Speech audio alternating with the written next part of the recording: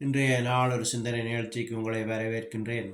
இன்றைய நாளொரு சிந்தனை நிகழ்ச்சியில் நான் சொல்லப்போவது,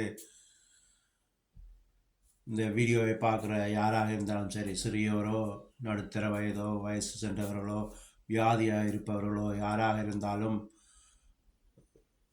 இந்த வீடியோவை பார்த்து ஒரு முடிவெடுங்கள். என்னென்னு சொல்லி பார்த்தீங்கன்னு சொன்னால், நீங்கள் வீட்டில் இருக்கும்போது உங்களுக்காகவும் உங்கள் பிள்ளைகளுக்காகவும் உங்கள் உற்றார் உறவினர் நண்பர்கள் யாருக்காக வேண்டுமானாலும் நீங்கள் ப்ரேயர் பண்ணிக்கொள்ளுங்கள். இயேசுவே, எங்கள் குடும்பத்தை ஆசிர்வதியுங்கள், எங்கள் பாவங்களை மன்னியுங்கள், எங்கள் சந்ததி பாவங்களை மன்னியுங்கள், பிள்ளைகளை ஆசிர்வதியுங்கள், சொந்தக்காரரை ஆசிர்வதியுங்கள். இப்படியாக நீங்கள் ப்ரேயர் பண்ண அது உங்களுக்கு ஆசீர்வாதத்தை கொண்டு வரும்.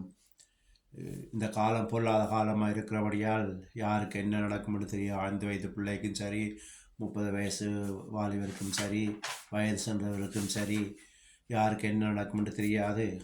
ஆக நீங்கள் இப்படியாக செவிக்கும் போது அது உங்களுக்கு கடவுளோட ஒரு வாக்கியத்தை கொண்டு வரும். அப்போ உங்களுக்கு எது நடந்தால் கூட அது உங்களை கடவுளோடு இணைத்து வைக்கும். அப்படியாக நீங்கள் இறந்த பிறகு உங்கள் ஆவி கூட இந்த இந்த வீட்டில் இருந்தால் இருக்கும் சில நேரம்.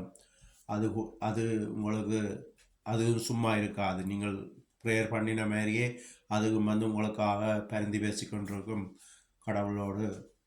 அப்போ உங்களுக்கு அது ஆசீர்வாதத்தை கொண்டு வரும். உங்கள் பிள்ளைகளுக்கும் சொந்தக்காரர்களுக்கும் அது ஆசீர்வாதத்தை கொண்டு வரும். நீங்கள் சும்மா இருந்தீங்கன்னு சொன்னால் நீங்கள் இறந்த பிறகு உங்களோட ஆவியும் சும்மா இருக்கும். நீங்கள் நாடகம் பார்க்குறாங்களா இருந்தால் அதுவும் பக்கத்தில் இருந்து நாடகம் பார்த்து கொண்டு இருக்கும். அப்போ அது ஆசீர்வாதத்தை கொண்டு வராது. இப்போ நீங்கள் இப்படி ப்ரேயர் பண்ணும்போது அது உங்கள் பிள்ளைகளுக்கோ சந்ததிக்கோ அது ஆசீர்வாதத்தை கொண்டு வரும்.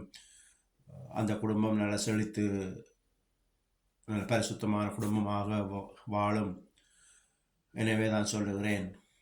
இப்போ இன்றைக்கு உலகத்தில் பார்த்தீங்கன்னு சொன்னால், ஒரு கல்லை வச்சு அதில் பூசி போட்டு அதை நீங்கள் கும்பிடும்போது அது சில நேரம் உங்களுக்கு உங்கள் தேவைகளுக்கு ஒரு பலனை கொடுக்குது என்று சொன்னால், அந்த கல்லில் மகிமை இல்லை. அந்த நீங்கள் கூப்பிட்ற அந்த ஆவி சில நேரம் ஒரு அற்புத அடையாளங்களை காண்பிக்கும்.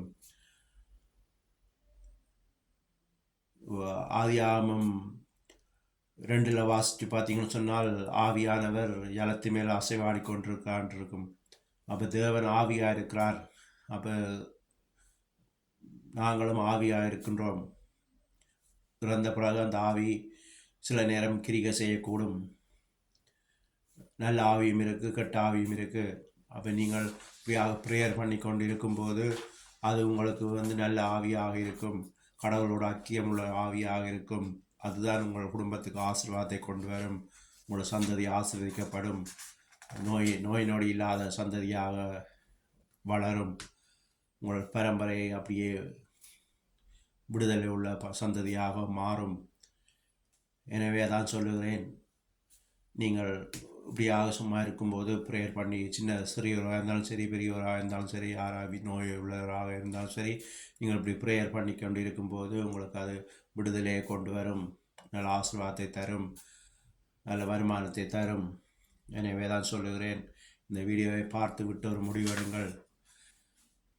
இன்றையிலிருந்து நீங்கள் ஒரு முடிவெடுத்து அதன்படி செய்யும்போது அது உங்கள் குடும்பத்துக்கு விடுதலையை தரும், நல்ல வேலை வாய்ப்பை தரும், நல்ல ஆசீர்வாத தரித்திரங்கள் நீங்கி நல்ல ஆசீர்வாதம் உங்கள் வீட்டுக்கு வரும் என்று சொல்லி இன்றைய நாளொரு சிந்தனை நிகழ்ச்சியை முடித்துக் கொள்கிறேன். நன்றி, வணக்கம்.